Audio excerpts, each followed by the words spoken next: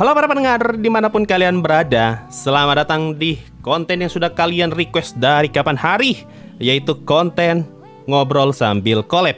Nah, di collab pada malam hari ini, pada hari ini, gue udah mengajak dua orang yang punya channel YouTube. Yang mungkin kalian semua yang nonton channel gue kemungkinan besar udah tahu mereka berdua nih. Ada dari Irfan Akbar 67 sama NSID. Coba deh, kalau gue persilakan nih untuk memperkenalkan diri nih. Siapa duluan nih? Irfan Akbar, coba yuk. Oke, gue Irfan di channel Irfan Akbar 67.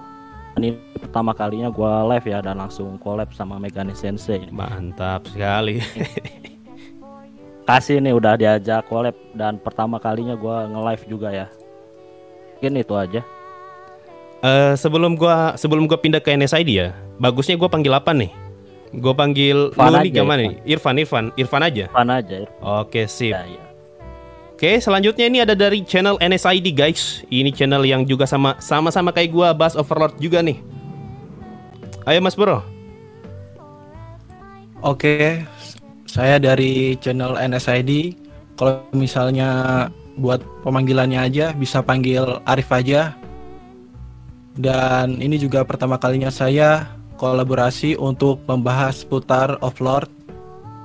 Dan ya saya bilang sangat bersyukur lah bisa berdiskusi sesama fans Overlord, khususnya ya di per-YouTubean ini. Sekian, terima kasih.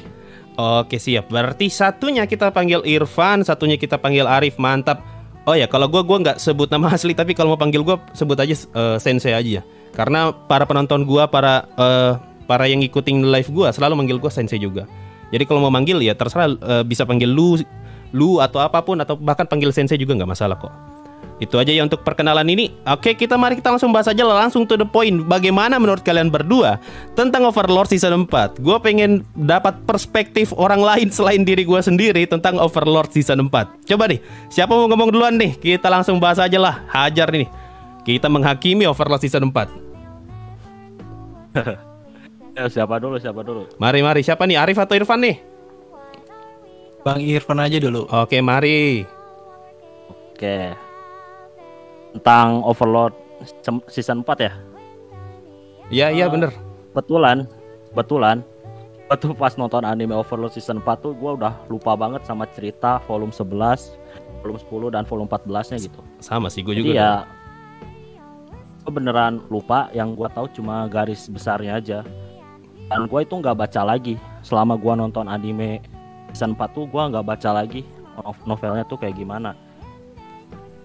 Nah karena itu jadi mungkin menurut gue sih, kalau menurut dari segi animenya sih masih oke-oke aja. Cuman ada harus beberapa detail yang kalau misalkan udah dijadiin anime ya harusnya detailnya tuh diceritain. Contohnya tuh kayak yang di episode terakhir kemarin tuh ya, yang Fallen Seed itu kan iya.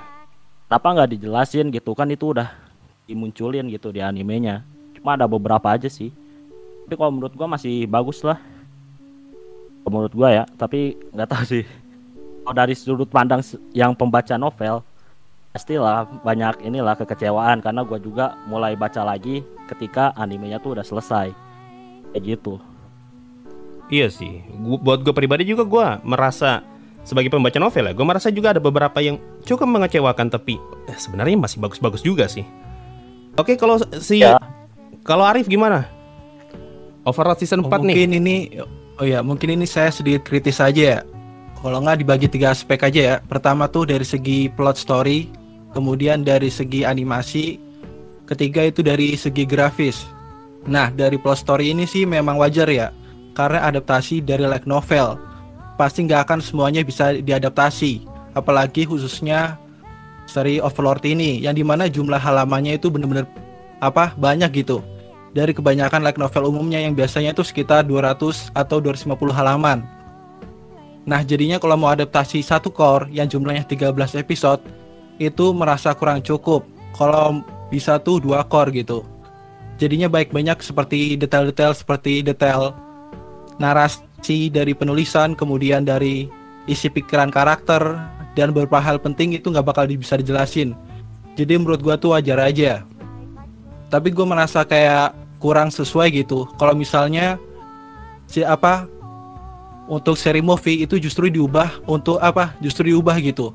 Malah diisi untuk apa? Adaptasi dari light novel volume 12 dan 13. Sangat disayangkan begitu. Kemudian untuk dari segi dari segi animasi. Kalau animasi ini benar-benar ada cukup peningkatan yang bagus. Terutama beberapa hal yang menarik juga. Misalnya kalau saya sering nonton nonton berulang-ulang kali dari season 2 dan 3. Itu dari desain karakter udah benar-benar jelas dan bagus. Kemudian ada ekspresi emosi, ini benar-benar diubah gitu. Biasanya kan Serial War tuh ekspresi yang berubah itu hanya ketika biasanya itu tuh marah, ya kan ya? Misalnya Albedo atau Shelter atau Sebas, ya kan? Benar. Ekspresinya gitu. Nah, pada season 4 kali ini itu benar-benar diubah gitu, khususnya Albedo yang ekspresinya terkadang dimasukkan ekspresi yang imut gitu. Bener banget, bener. Itu benar-benar meskipun orang nilainya tuh kayak aneh gitu, ekspresinya diubah. Tapi menurut gua itu terobosan yang benar-benar bagus, khususnya untuk season 4 kali ini.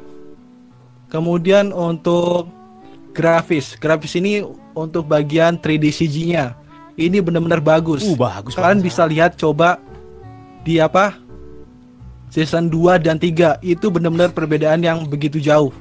Karena memang yang mengurus 3D CG-nya tuh beda. Kalau di season 2 dan 3 itu dari studio Madbox. Season 4 itu studio DR Movie. Itu jadi benar-benar ada peningkatan yang bagus gitu. Jadi tahu kan kasusnya Tateno Yusa? Aduh, itu kura-kura PHP tuh Tateno Yusa. Iya, itu kan aslinya kerjasama sama DR Movie kan? Iya. Kalau kalian lihat di itu, nah ternyata sebagian besar orang staffnya itu dipindahkan ke studio Madhouse. Dan Kinematic terus itu diganti sama studio NG yang garap anime Otome itu. Jadinya hasilnya kayak gitu, kura-kura PS2 gitu. Anime Otome game maksudnya Hamefura? Apa? Hamefura anime Otome? Atau yang rilis musim ini nih, anime Otome musim ini? Musim kemarin, yang grafisnya kayak pantau gitu. Yang kaku. Wah, gue belum nonton berarti. Belum nonton ya? Kalau Irfan udah nonton belum? Belum nonton. Belum nonton. Jarang ya, banget itu sih nonton anime sih. Kebanyakan baca novel atau baca manhwa, manga kayak gitu-gitu. Tapi masih ada yang dinonton toh? Masih. Setiap musim pasti ada aja yang nonton. Oke, mari lanjut. Makanya kan dari segi grafis kan bagus ya. Beda misalnya season 3 yang Lasub Nigurat. Itu kan benar-benar kayak banyak dikritik kan ya? Itu mah ampas, itu mah bukan kritik lagi tuh, ampas dimaki-maki. Iya, bahkan pas nginjek prajuritnya itu nggak ada darahnya sama sekali gitu. Ya kan? Iya. Bahkan di seri Blu-ray-nya itu nggak ada perbedaan gitu antara Blu-ray dan serial televisi. Itu nggak ada perubahan yang signifikan gitu. Cukup mengecewakan gitu. Nah, di season 4 ini benar-benar peningkatan sih, benar-benar bagus dari armor platinum, naganya. Iya benar. Itu benar-benar bagus sih. Iya. Bahkan render tau kan? Render nari itu render kan? Joget, iya. Ya itu dari studio itu berkat DR Movie-nya itu. Iya. Makanya ya jadi bagus ya. Kalau gue sendiri sih memberi penilaian bakal beri sekitar nilai sekitar 8,2 lah untuk season 4. Benar-benar bagus sih. Iya. Sekian sih. Kayak gitu benar-benar bagus. Sip. Thank you. Gue juga udah bikin konten review sih, cuma belum naik. Poin gue tuh persis seperti yang lu bahas nih. Gue kan tiap minggu selalu bahas anime for season 4 ya. Dan terus ada aja yang komen, aduh season 4 nih gambarnya jelek banget, bagusan season sebelumnya. What the hell? Apa yang lu lihat dari season sebelumnya? Season 4 ini peaknya Overlord ini, Pak. Gambar terbaik tuh ada di season 4. Seperti yang lu bilang, CJ season 3 tuh sampah. CJ season 4 bagusnya bukan main. What? Bagus season 4 tuh bagus banget. Setuju sih. Apalagi yang di episode 9 waktu Death Knight lari ke arah kota Enauru. yang ditemani sama efek-efek api. Waduh, itu ngeri banget Pak liatnya tuh. Iya, bahkan detail kecil yang apa namanya awan-awannya itu aja bahkan dibikin bergerak, ya kan? Awannya bikin bergerak. Seperti rumput-rumput itu juga, bahkan detail kecil seperti kupu-kupu yang apa pertemuan antara Ainz dengan Zanak itu aja dikasih, ya kan? Iya, kupu-kupu putih. Itu sih bagus. Sama gue juga satu poin sih. Gue juga masih ingat banget di konten waktu gue bahas antara breakdown atau reaction episode 1 lah. Itu ada yang komen tuh, aduh, Albedo season 4 kok jadi aneh ya? Kok jadi kayak imut kayak di nggak seperti sebelumnya, jadi kayak lebih imut lah. Gue dalam hati, ya ini lebih bagus begini Albedo daripada daripada seperti season sebelumnya tuh mukanya Albedo lebih banyak antara serius atau nafsuan itu mukanya si Albedo tuh, atau marah. 3 itu tuh zaman di 3 season sebelumnya ya, mukanya Albedo tuh. Di season 4 ini malah dibuat jadi terkadang sometimes jadi kayak imut gitu mukanya Albedo. Ya pas lagi nyantainya juga kelihatan. GW mau tanya auranya untuk beda. keduanya Kata gue anime sih, apa atau gitu. manga favorit Auranya. kalian dan alasannya Aura kenapa? Albedonya lebih bagus season 4. Iya, aura Albedo tuh jadi kayak lebih muda loh di season 4. Gua notice-nya ya.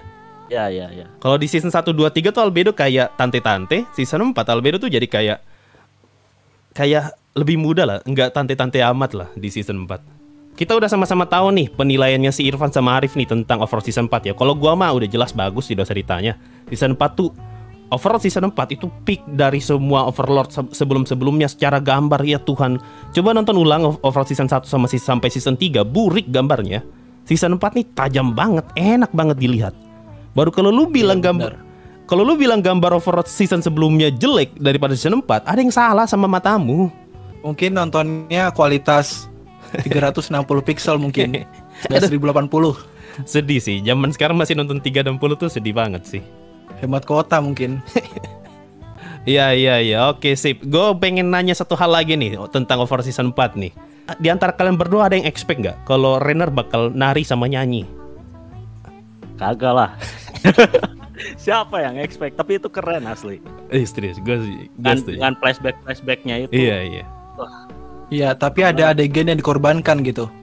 Ada adegan yang dikorbankan yang nggak muncul, yaitu kematian dari siksaan untuk si Philip. Itu nggak ditunjukin. Iya. Aduh. Nggak mungkin itu. Padahal itu benar-benar serem kalau ditunjukin, benar-benar sadis. Bener. Bakal jadi sate itu, bener. Tusukan sate kan seharusnya. Iya.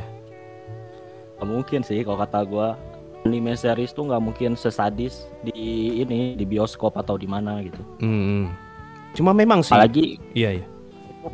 sekarang yang kayak gitu-gitu tuh mulai dikurangin loh.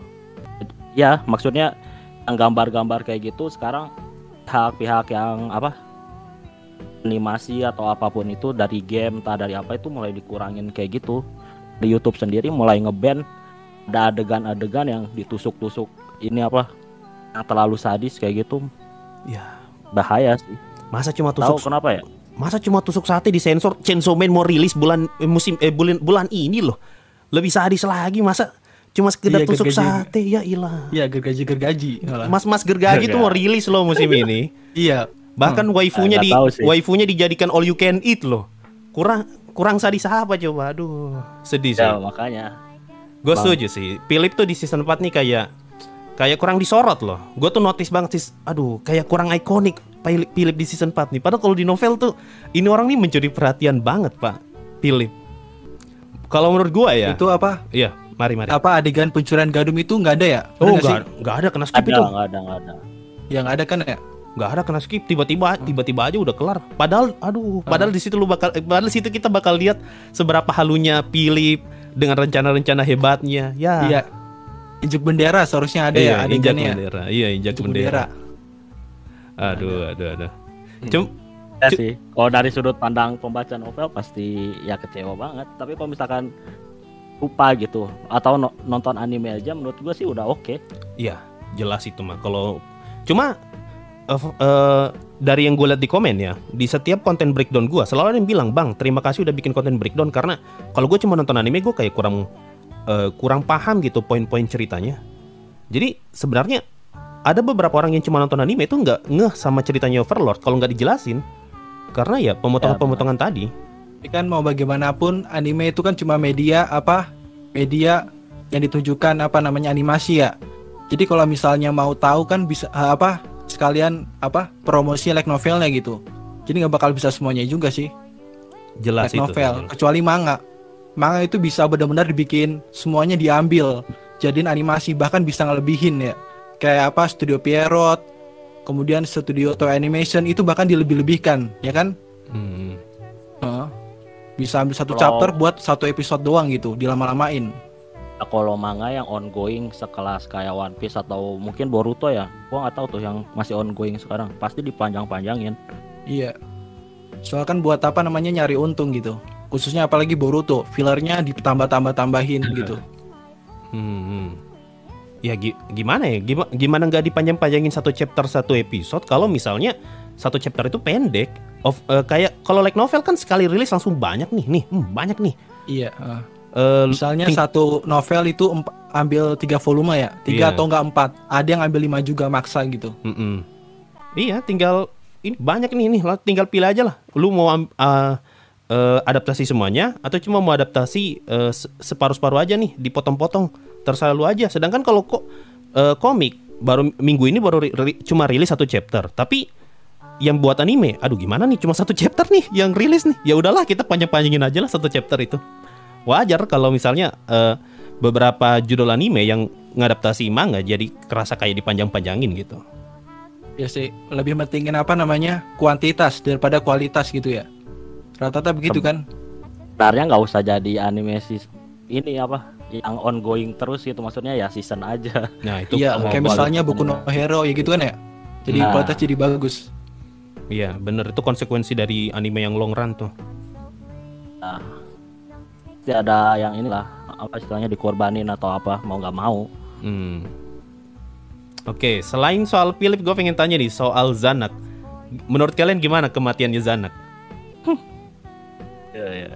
Emosional nggak? Sesuai harapan nggak? Buat terutama kan kita sama-sama pembaca novel nih. Kalian dapat nggak feel ketika Zanak mati? Kalau gue sih enggak ya, nggak terlalu itu sih, nggak terlalu kayak benar-benar kayak respect itu nggak terlalu sih.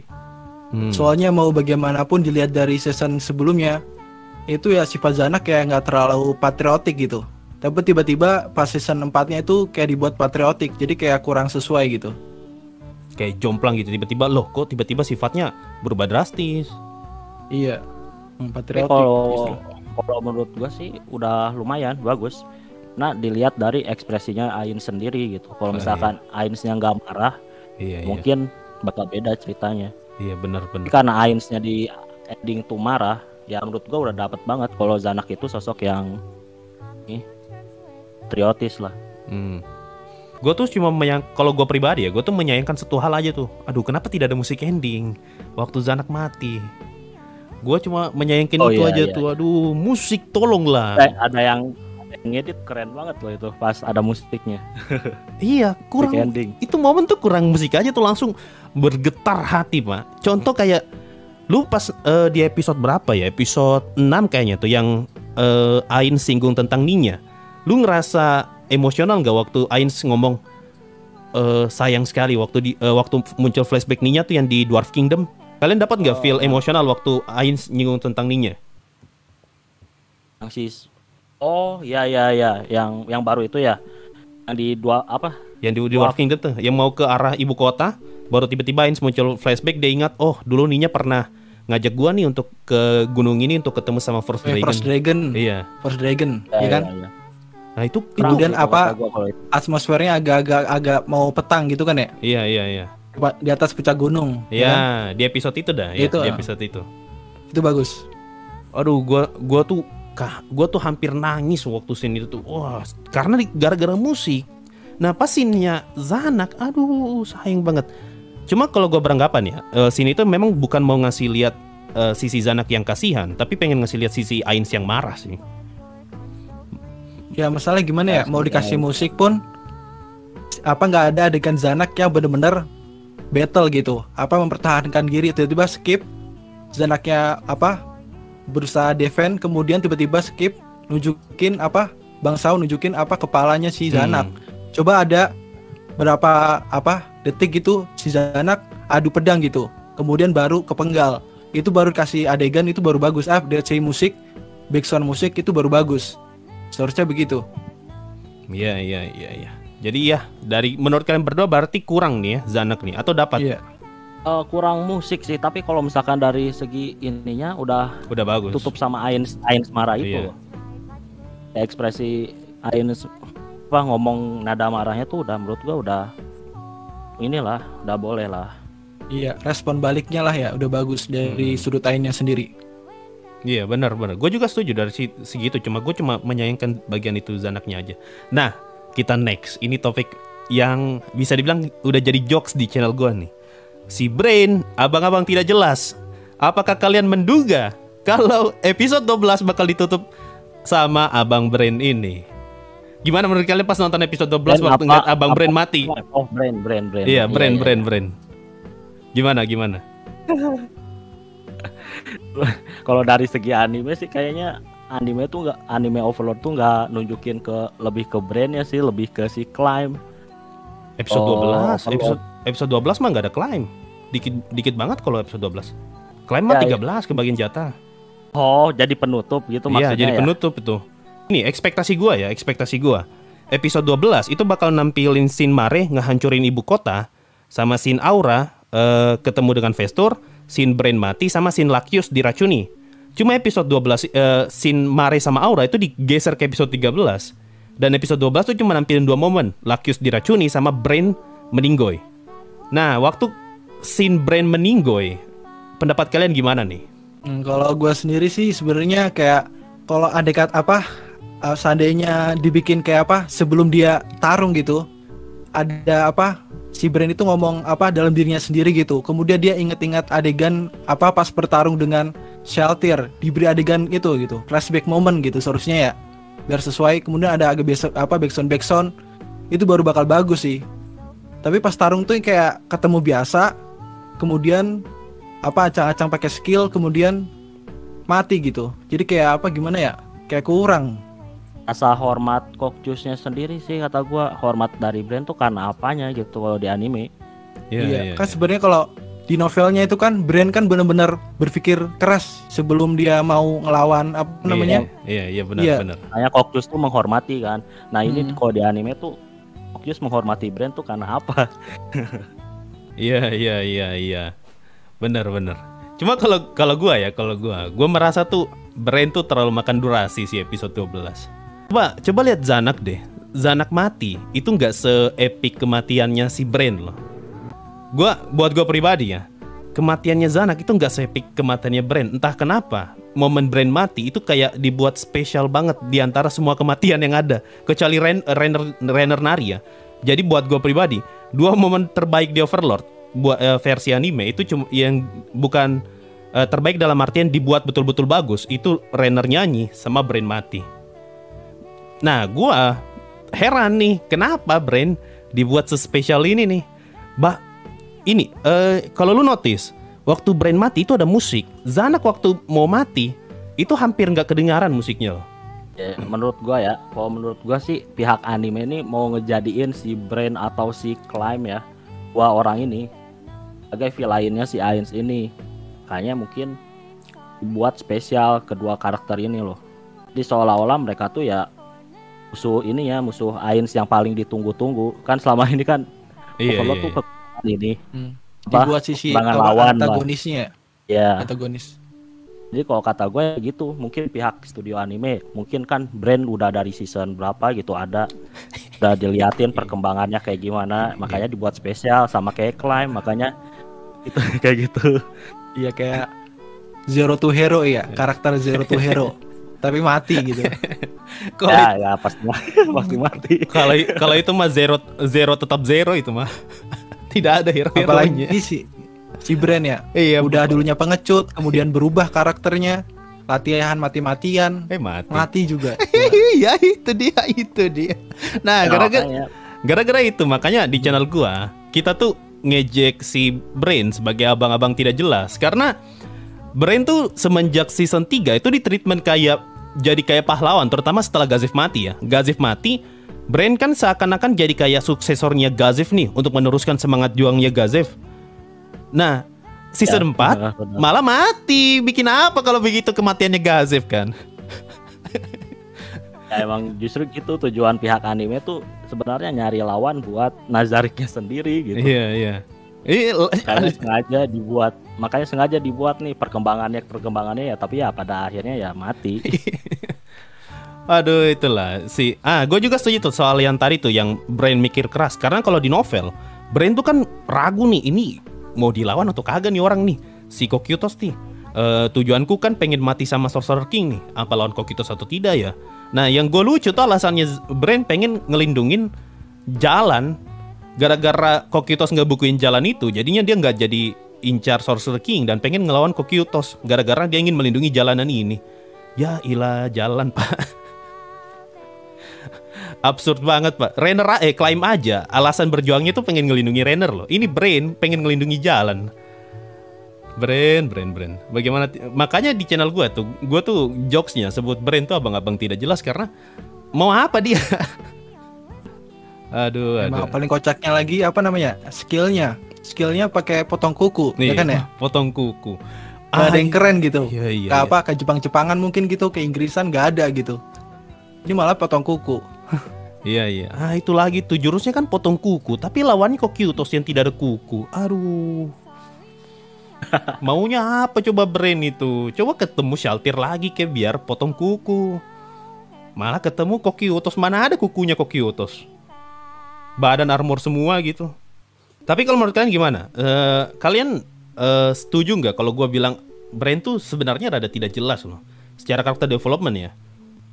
Atau kalian berada di berseberangan nih? Ternyata menurut kalian sih memang harusnya sih kayak gini sih. Kalau pengen nge-treat Brain. Ya sekali lagi kalau gua sih dasarkan ini mungkin apa? Ya mau nggak mau itu Nazarik tuh harus ada lawan. Siapa lagi mau di novel yang paling banyak dibahas tuh kan ini nih Brain, kalau nggak Climb. Iya, Brain. Mau nggak mau pihak animasi gua itu. Karena Gazev udah nggak mungkin, nggak ada. Kurangnya itu malah dikasih lawan setara apa namanya boss fight gitu. Kenapa nggak ngelawan kroco dulu? Death Knight kasih aja Solitaire atau kasih apa yang levelnya di bawah 50, ini dikasih level 100 gitu. Bagaikan bumi dan langit. Ibarat main Dark Souls, kemudian langsung coba lawan apa monster-monster yang gede gitu kuat, ya bakal kalah gitu. Minimal Pleiades lah. Iya ya. Kalau mau bikin seru ya pertarungannya Brain. Biar sengit istilahnya. Tapi kan di novelnya udah kayak begitu. Yang anime juga pasti pusing itu. Pikirin apa villain sebenarnya ini ya gitu apa yang cocok buat aingnya Nazarik gitu kan. Kayaknya buatlah Brain sama si Climb. Walaupun nggak jelas sebenarnya. Aduh, itu Climb tuh paling gak jelas sih. Terlalu bucit sampai nggak bisa mikir gitu. Kalau Rainer dalang dari balik semuanya tuh. Itu si Climb, aduh. Si Rainer itu nganggap si Climb itu tuh sebagai manusia atau sebagai hewan sih sebenarnya sih ya? Kira-kira? Gue pribadi ya, gue tuh nganggap Rainer tuh kayak dia suka sama Climb sebagai lawan jenis sih menurut gue ya. Cuma jenis. Bukan berarti lawan jenis setara ya. Itu lawan jenis kayak yang pengen didominasi gitu.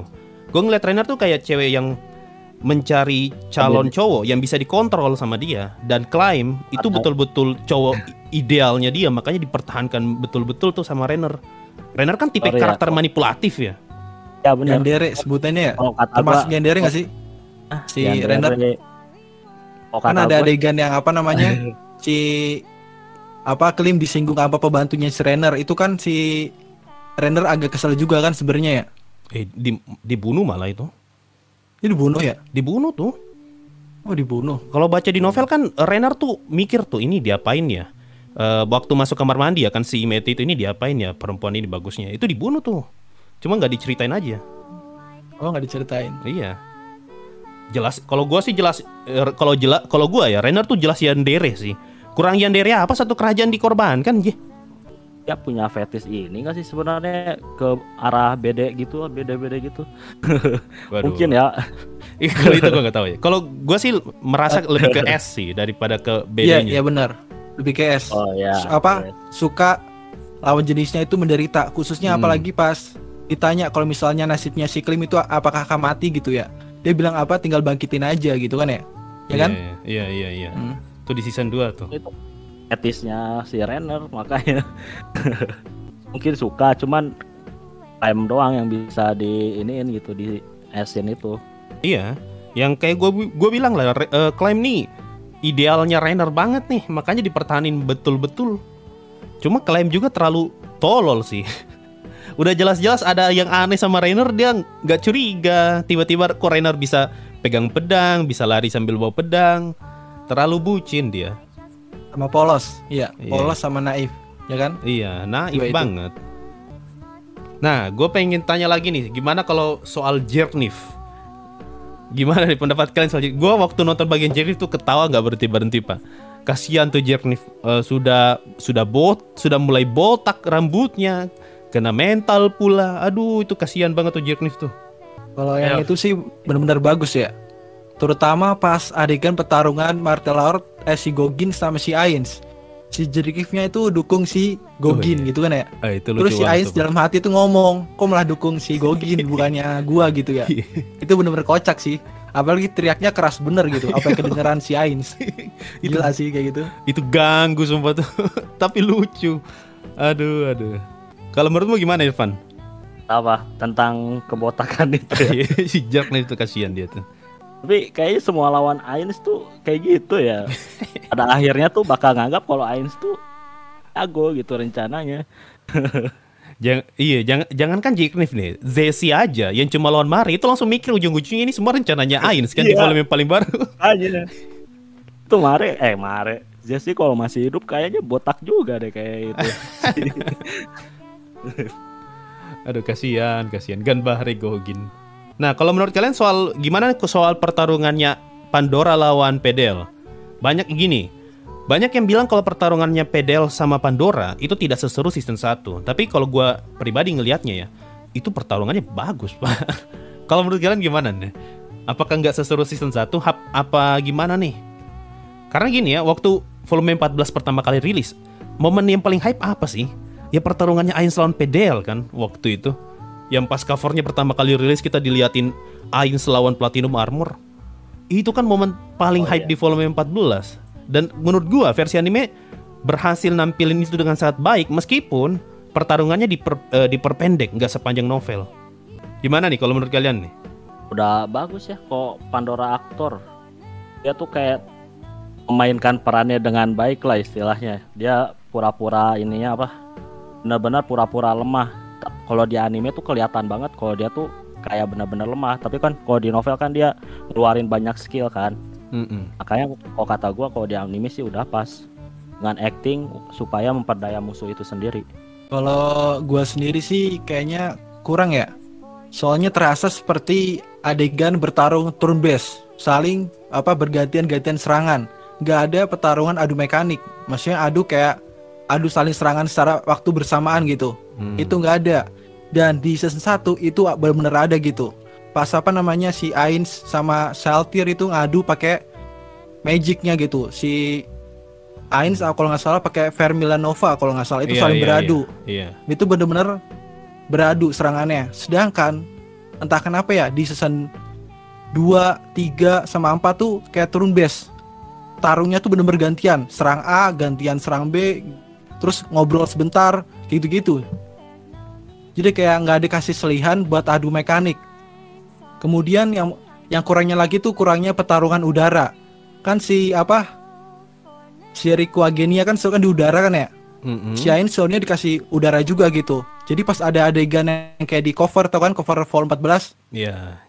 Yang ada si Doomlord yang ke bawah kayak gitu. Itu kalau di animasiin keren sih. Kalau di langit terus jatuh kayak gitu bakal keren sebenarnya. Bener. Scene-nya Doomlord tuh kena potong sih soalnya di anime. Doomlord kan cuma dipanggil doang, setelah itu ya langsung diganti. Sebentar banget kayak cuma buat nangkis ngebadanin doang gitu ya kan? Ngebadanin doang. Nggak ikut bertarung. Bener. Terus Elemental Skull juga nggak terlalu kayak nggak terlalu tunjukin powernya gitu. Elemental School tuh yang paling kasihan sih. Di novel tuh Ainz masih bertarung pakai Elemental School loh. Di anime tuh Elemental School kayak gak ada guna, cuma dipanggil setelah itu sujud lah, bikin apa? Pajangan doang. Cuma gini, gue menarik nih soal mekanik ya. Kalau menurut gue, kenapa season 2 ke atas tuh battle-nya jadi kayak turn based?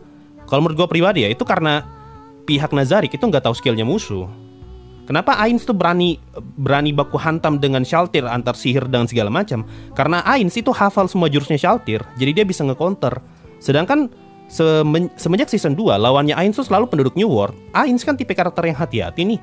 Nggak tahu skillnya musuh dia nggak berani nyerang duluan sebelum dia tahu nih skillnya musuh kayak gimana. Makanya waktu di bagian Pandora lawan PDL itu kesannya kayak serang balas karena yang dikejar itu bukan baku hantamnya, yang dikejar tuh informasi. Kalau bisa jangan gue yang nyerang duluan deh, gue pengen lihat skillnya musuh nih sekuat apa dia. Makanya gue ngerasa wajar sih kalau misalnya battle-nya kerasa kayak turn based ya. Beda kalau Shaltir mah Ainz sudah hafal semua skillnya Shaltir kan. Ainz kan bilang di season 1 nggak tahu ya ada di anime atau enggak ya. Ainz kan ngomong tuh NPC yang paling dia hafal selain Pandora adalah Shaltir, karena Peroroncino sering banget nyeritain tentang Shaltir ke dia. Makanya Ainz tuh berani baku hantam sihir adu mekanik sama Shaltir. Sedangkan waktu PDL sama Pandora nggak tahu apa-apa soal PDL. Wajar banget ya sih. Soalnya juga kan Okyotus ngasih perbandingan kemenangannya kan 7 untuk Shaltir dan 3 untuk Ainz. Padahal kan fakta sebenarnya dari Ainz kan 8 untuk Ainz, 2 untuk Shaltir, ya kan?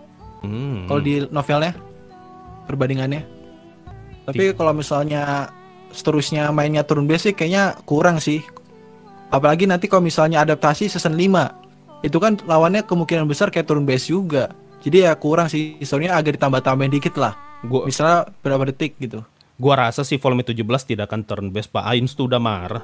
Kalau bisa nyerang duluan itu mah ke Selenteokrasi. Udah baca volume 17? Udah baca volume 16-17 kan kalian berdua? Udah 16-15 saya. Sorry ya, 15-16, sorry 15-16. Sudah kan? Nah di ending volume 16 kan Ainz pengen serang Selenteokrasi nih. Gue yakin banget tuh tidak mungkin turn based Pak volume 17. Ainz sih udah marah. Ngapain lagi lu kumpul informasi? Kalau bisa hancurin aja satu kali. Tidak ada lagi bacot-bacot. Gue yakin sih itu di volume 17 nanti. Harusnya ya, kalau misalkan beneran full power mah bakalan ada ini, maksudnya full adegan ini, full adegan duel. Soalnya kan ya bayangin aja kalau misalkan cuma 2 volume tele-tele nggak mungkin. Iya, apalagi sudah mau kalau tamat misalkan ya. Kalau misalkan tamatnya beneran di 18 ya langsung. Jadi sih ya nasibnya kayak pemusnahan massal aja berarti dong ya. Iya, kayak berat sebelah aja gitu langsung. Cuma ada yang menarik nih, kalau lu baca volume 16 kan, waktu Zesi sebelum ke Elf Country, Zesi kan diperkenalkan sebagai murid dari Guardian Deity-nya Selenteokrasi. Nah, Guardian Deity ini siapa nih? Gua pribadi berteori menganggap kalau Guardian Deity itu Rufus. Dan ada potensi kalau mungkin aja Rufus itu level 100 sih. Ini bisa jadi ancaman buat Nazarick sih waktu nyerang Selenteokrasi. Minimal satu NPC sibuk lah lawan Rufus. Kalau gue sih kayak kurang percaya si Rufus itu level 100 ya. Malah menurut gue sih kalau level 100 itu artinya Selenteokrasi 6 Dewa Agung memiliki Gold Base. Sedangkan menurut gue 6 Dewa Agung tuh party gitu. Jadi seharusnya nggak punya NPC custom. Itu pun kemungkinan besarnya NPC tingkat tinggi yang disummon. Kemungkinan sih kayak gitu sih menurut gua. Mercenary monster ya. Iya. Kan juga ada yang berpendapat kalau misalnya Rufus itu termasuk dari Evil Deities. Iya, itu dari web novel. 2 tahun yang lalu. Soalnya dikatakan di web novel bahwasannya bawahan dari 6 Dewa Agung tuh termasuk dari Evil Deities. Jadi kemungkinan Rufus di situ juga sih. Iya. Cuma buat gua ya pribadi make sense sih kalau Rufus 100. Zesi aja 88, Pak. Zesi kan nggak bisa naik level. Iya, tapi Zesi 88 loh. Kita coba kalian berdua ada yang expect nggak kalau Zesi 88? Gua pribadi sih expectnya Zesi mentok 70 loh. Tiba-tiba Zesi muncul 88. Dan dia murid 80 sih sorenya emang. Ini 88 loh. Tinggi banget itu Pak untuk penduduk New World. dan dia murid dari Garden Deity. Ya gurunya harusnya lebih kuat dong. Minimal untuk bisa ngelatih orang sekuat itu. Tapi kan build-nya kan nggak seimbang kalau buat ukuran player ya kan. Kalau gue sih Bahkan- berharap di season 17 tuh ada player seenggaknya satu, atau mungkin selain teokrasi tuh punya world item bisa bangkitin 6 dewa mereka gitu. Oh tuh. Keren. Edo Tensei namanya. Itu keren tapi menurut gue sangat-sangat mustahil sih. Minimal kalau satu player itu gue sih cukup yakin peran satu player itu bakal digantikan Rufus. Kalau mau paling make sense ya, karena kan si Rufus ini udah di set up dari volume 14 ini kan kemunculannya si Rufus. Kalau tiba-tiba misalnya ada player entah dari mana muncul, aduh itu oke sih, oke plot twist, tapi ente selama ini kemana? Ya mungkin kan world item gitu kan. Jadi selain teokrasi itu sengaja buat naruh aja. Kalau misalkan benar-benar terdesak kan. Ouroboros, Oke. pakai Ouroboros ya, minta ke developer.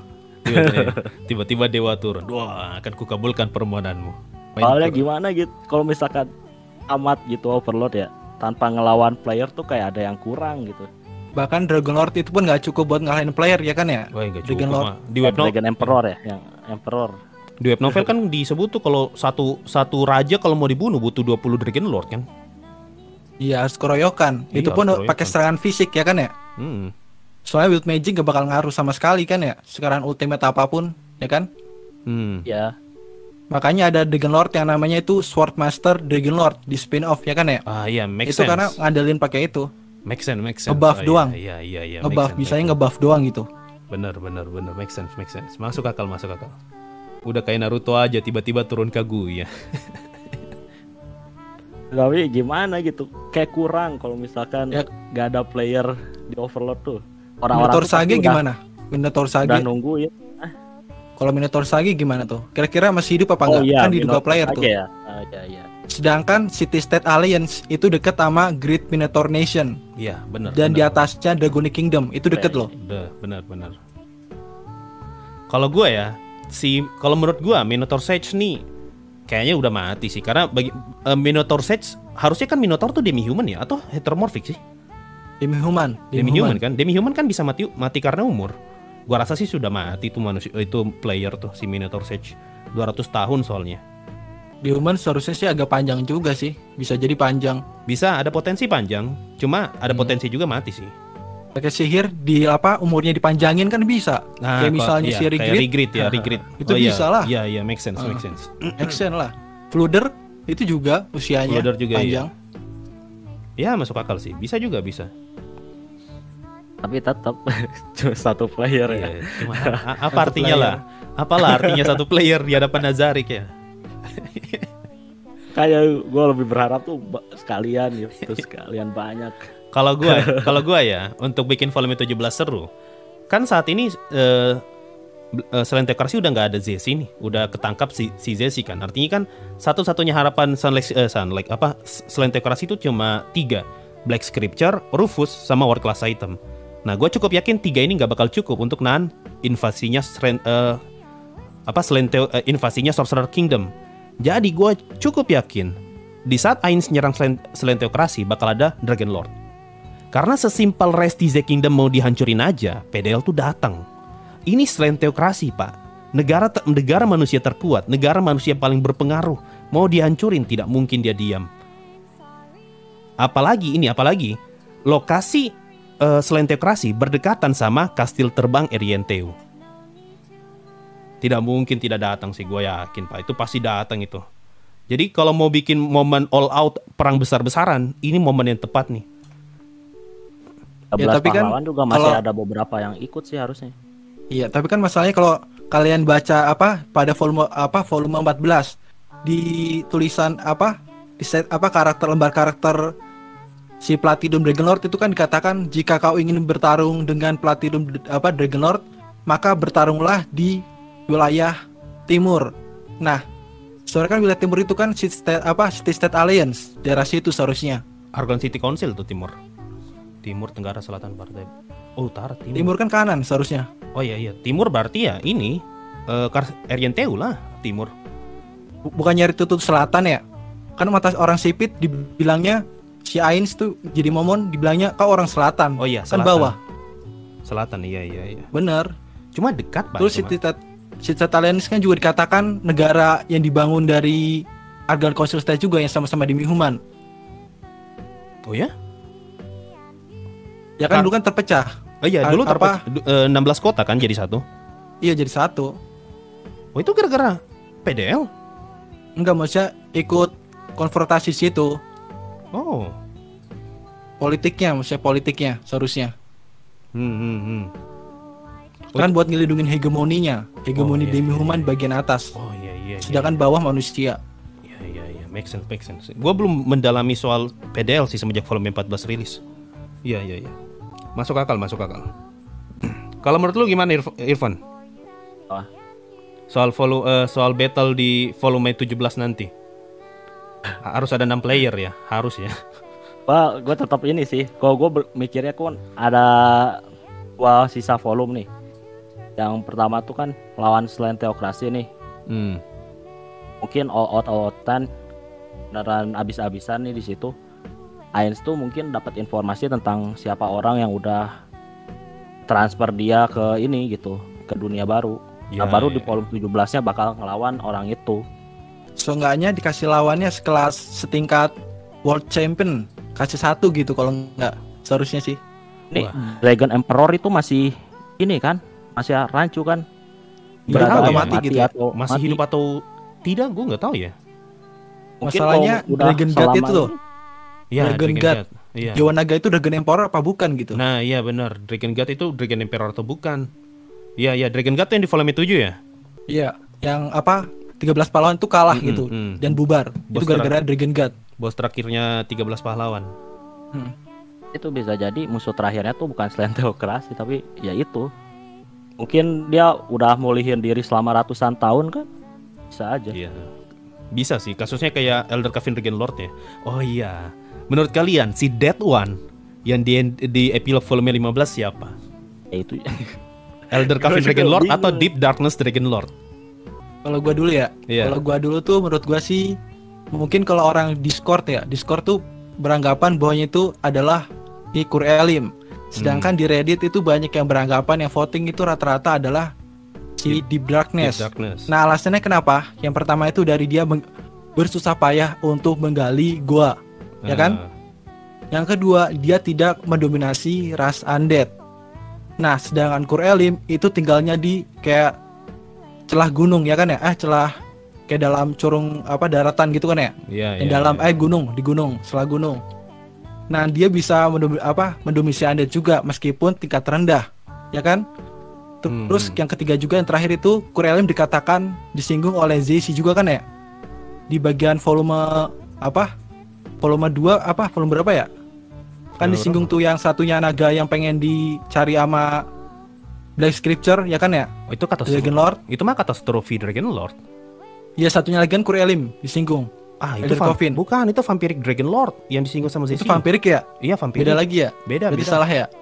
Berarti yang dua itu aja sih. Yang susah payah gali gua sama itu. Seharusnya kan kalau misalnya sekelas Kur Elim ya, Iya. kan bentuknya tuh kayak ular, ya kan ya? Iya, ular. Panjang gitu lehernya. Jadi kayak kurang cocok buat tinggal di dalam gua. Gitu sih. Terus juga dia suka eksperimen yang butuh jumlah skeleton yang banyak, ya kan, Urinagers. Iya. Sebenarnya kalau setelah 200 tahun gitu ya, sudah bisa mendominasi undead gitu kan ya. Undead tingkat menengah lah istilahnya. Tapi ini nggak bisa mendominasi undead gitu. Jadi sih Akura harusnya cocoknya adalah Deep Darkness. Soalnya ya susah payah tinggal di gua gitu. Kayak apa orang pengecut gitu kelihatannya di dalam gua. Kayak gitu aja sih. Kalau lu gimana Irfan? Siapa nih? Deep Gua- Darkness gua- atau Elder Coven clue Dragon Lord? malah. Ya? No clue, gua bingung. No clue ya? Makanya. Kalau gue ya, gue sih cukup yakin itu Elder sih. Gak mungkin Deep Darkness. Kenapa? Di karakter sheetnya Elder Coven Dragon Lord, seingat gue ya, ditulis kalau naga yang sudah bisa Wild Magic gak bisa Tier Magic. Itu kan tertulis gitu tuh. Kecuali hal ini tidak berlaku untuk Elder Coven Dragon Lord karena dia sudah jadi undead, makanya dia bisa Wild Magic sama Tier Magic. Nah, di epilog volume 15, si Dead One itu kan mengumpulkan para Corpus of the Abyss untuk ngebuat riset tentang sihir dan tentang tier magic, dan setelah itu tier magic itu bakal dikasih ke dia untuk dipelajari kan. Nah, kriteria itu cocok banget buat Elder Coven Dragonlord yang bisa wild magic sama tier magic. Sedangkan Deep Darkness Dragonlord itu di pamflet movie terkonfirmasi kalau dia bisa wild magic. Artinya kalau dia bisa wild magic, kemungkinan besar dia nggak bisa tier magic kan. Terus ngapain dia pelajari tier magic dong? Emang nggak bisa ya? Nggak bisa. Coba baca kan Elder Coven kan hidup di era 8 Raja Keserakahan. Seharusnya kan bisa wild magic. Iya, dia bisa wild magic. Dia sembunyi. Dia bisa wild magic. Tapi naga yang bisa wild magic itu nggak bisa tier magic. Elder Coven Dragonlord bisa tier magic semata-mata karena dia udah jadi undead. Makanya dia udah mati kemudian hidup lagi. Iya, mati hidup lagi. Makanya undead itu yang ngebuat dia bisa tier magic. Jadi satu naga itu nggak bisa wild sama tier, nggak bisa. Makanya yang bisa tier itu disebut False Dragonlord. Yang bisa Brightness wild Dragonlord magic gimana? Apa? Brightness Dragonlord? Brightness Dragonlord kan kita belum Brightness Dragonlord tuh bisa wild magic. Buktinya di Evil Eye Side Story, Ainz ngomong tuh kalau Brightness Dragonlord punya barrier yang sama dengan Elder Coven Dragonlord. Nah, barrier itu kan wild magic tuh, yang Ward Isolation Barrier. Artinya Brightness Dragonlord bisa wild magic dong. Nah, kok Brightness Dragonlord nggak bisa apa? Magic Yggdrasil nggak bisa? Nggak bisa kan, harusnya gitu. Jadi kalau udah bisa wild magic, nggak bisa tier magic dong. Itu kan tertulis tuh di karakter sheetnya Elder Coven Dragonlord. Nah, yang bisa tier magic sama wild magic cuma dia doang, si Elder Coven. Nah, makanya gue cukup yakin itu tuh Elder Coven. Karena ngapain Deep Darkness Dragonlord belajar tier magic kalau dia nggak bisa tier magic kan? Sedangkan Elder Coven kalau mau memperkuat dirinya bisa dengan pelajari tier magic yang dipelajari sesama undead sama kayak dia. Gimana? Gue sih cukup yakin ya. Nah, mengenai perkara ngebangun goa dalam 200 tahun Elder Coven Dragonlord kan diceritakan nih kayak pengecut gitu, mencoba bersembunyi dan memperkuat diri. Hingga akhirnya nanti ada kemunculan player untuk bisa dilawan. Nah, menurut gue sih sangat masuk akal kalau tiba-tiba dalam rentang waktu 200 tahun Elder Coven Dragonlord tuh sembunyi di bawah tanah. Karena buktinya sampai saat ini nggak selama kita baca nggak pernah terdengar kabar Elder Coven Dragonlord kan? Dia kemana tuh? Kok nggak pernah terdengar sama sekali info tentang dia? Kalau misalnya dia masih berada di gunung, ya berarti bisa aja dia sembunyi di bawah tanah juga, makanya nggak pernah kelihatan. Ya tapi ya kayak kurang aja sih kalau misalnya masa di akhir cerita ditunjukin Elder Coven, sedangkan di spin-off udah ditunjukin powernya. Sedangkan Deep Darkness itu disinggung pada volume 14 gitu. Sama si si Platinum Dragonlord. Pas ketemuan sama si Azut yang dia sedang bersembunyi di dalam goa. Ya kan? Itu di season 2 tuh sama Rigrid. Rigrid ya? Iya, sama Rigrid tuh. Sama Rigrid ya? Udah lupa sih. Kalau gue cukup yakin di ending tuh bukan cuma Deep Darkness sih, semua bakal keluar karena di volume 14 tuh Pedel ngomong waktu sama Azut ya, Pedel tuh ngomong, apa lain kali aku ajak semua Dragonlord ya? Karena dia bilang aku udah ngasih tahu semua Dragonlord tentang invasi Sorcerer Kingdom ke Restiza Kingdom. Cuma dia nggak ngajak, cuma ngasih tahu aja. Apa next time gue bakal ajak mereka aja ya? Nah itu bisa jadi clue kalau next time bukan cuma Deep Darkness yang muncul pak, bisa juga Brightness sama Heavenly muncul juga. Sama 13 pahlawan mode rekrut juga nggak sih? Ya kan ya? Ya jelas itu mah. Siapa lagi yang bisa diandalin kalau bukan 13 pahlawan? Di volume akhir itu, di volume akhir. Iya. Karena rata-rata kan paling banyak aslinya kan lebih dari 13, ya kan ya? Iya, diceritakan ya lebih dari 13 cuma gara-gara konspirasi. Jadi 13 ya, dan rata-rata mereka itu ras demi-human, ya kan? Iya. Dan bayangin aja kalau setiap mereka itu dikasih item Yggdrasil. Ya kan cukup ini ya. Tambah lumayan. Cuma tetap buat melawan pasukan-pasukan Krocok dari bisa Nazarik. Iya, lawan pasukan Krocok masih bisa lah. Teori gue, Dead One itu Dragonlord baru. Aduh, sulit, Pak. Tiba-tiba munculin Dragonlord baru terlalu sulit sih. Novel udah tipis banget ini, Pak. Tinggal 2 volume, tiba-tiba munculin Dragonlord baru, gue sih kurang ya. Kalau menurut kalian gimana? Itu Dragonlord baru atau bukan tuh si Dead One? Enggak. Kalau misalkan karakter baru sih kayaknya kurang oke. Iya. Ini novel udah tipis nih, kenapa lu tiba-tiba munculin karakter baru? Mending lu pakai karakter lama aja kan. Udah tinggal 2 volume Paling mentok mungkin 20 atau 19. Udah nggak bisa, karakter baru justru malah aneh. Aneh kalau tiba-tiba ada karakter baru. Gue setuju tuh. Aneh banget kalau tiba-tiba muncul karakter baru. Di saat novel udah mungkin oke lah kalau ada karakter baru, tapi itu karakter sampingan aja lah, kayak prajurit siapa kayak di volume 15 tuh Valerian, si jenderalnya Slenteokrasi. Ya itu oke lah kalau karakter-karakter kayak gitu. Tapi kalau kayak karakter inti Dragon Lord segala macam, aduh sulit sih. Bahkan Frost Dragon aja yang cuma sekali sekali gini mati, itu kan udah ditis dari awal kan. Ada naga yang tinggal di gunung. Ya benar. Kalau nggak salah belum dibikin intermission ya. Intermission untuk Argon Council State itu belum ada sama sekali kan ya?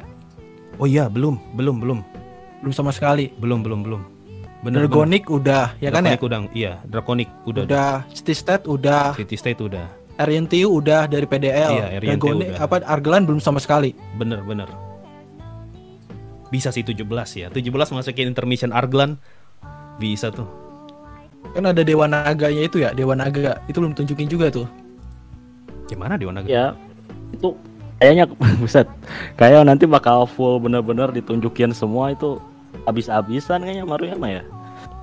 Gue sih berharap semoga habis-habisan sih. Ayolah, jangan nanggung lah gitu. Ini sudah mau tamat ini. Supaya jangan ada plot hole. Iya. Jangan sampai ada plot hole gitu. Kalau bisa satu volume 18 jadi 3 buku terserah lah. Tidak apa-apa. Yang penting lo ceritain semua. Tinggal 2 volume, harusnya jangan ngenalin karakter baru. Lantai 8 aja masih samar-samar. Oke, pertanyaan terakhir nih soal light novel Overlord ya. Pendapat kalian tentang volume 15 sama 16 gimana? Dragging nggak? Kayak kerasa dipanjang-panjangin kan? Panjang-panjangin. Kalau kata gua harusnya 1 volume cukup, Iya. tapi entah kenapa jadi dibagi 2 kayak gitu. Iya benar, gue setuju. Mungkin itu Maruyama lagi masih pengen panjang gitu, makanya dipanjang-panjangin. Kalau menurut lo gimana, Rif? Gimana ya? Ya apalagi volume 15-nya kayak apa dari sosok desa Dark Elf itu ya kayak nggak terlalu berperan penting juga sebenarnya, ya kan? Bener banget. Bahkan acara liburan itu nggak bisa dibilang berhasil sesuai ekspektasi dari si Ains itu sendiri. Itu dia, benar. Itu benar-benar kurang sih, dilamain pula. Banyak Lawannya pun juga tambahan sih kayaknya. beruang gitu. Aduh. kurang. Iya, benar sekali. Harusnya 1 volume cukup. 1 Bener. volume Iya, panjang volume. banget, udah cukup. Iya, bener banget tuh. Kalau misalnya jadi satu anime, kalau misalnya jadi anime 15-16 itu kena potong habis-habisan tuh pasti tuh, terutama di Dark Elf. Kayak tidak penting sumpah tuh Dark Elf tuh. Apalagi Seru apalagi ending jadi Kebanyakan- anime. Ya, Kebanyakan gua jadi penjabaran apa investigasi.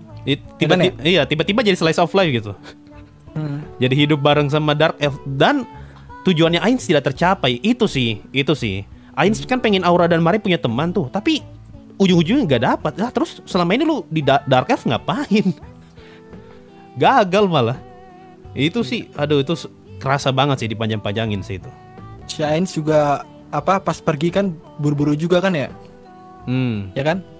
Pas ada apotekernya yang tolong bawakan ini Iya. perempuan ini. Iya benar. Si Ains keberatan, Langsung kabur. gitu. Iya. Langsung kabur, lari lagi. Tadi ya topik tentang volume 15-16 sama topik tentang Overlord season 4. Nah, gua kemarin ada bikin community post. Gua nanya buat subscriber gua, apa aja nih yang lu pengen nanyain ke si NSID sama Irfan Akbar mumpun gua collab sama mereka berdua. Nah, gue coba pilih beberapa pertanyaan dulu ya buat gua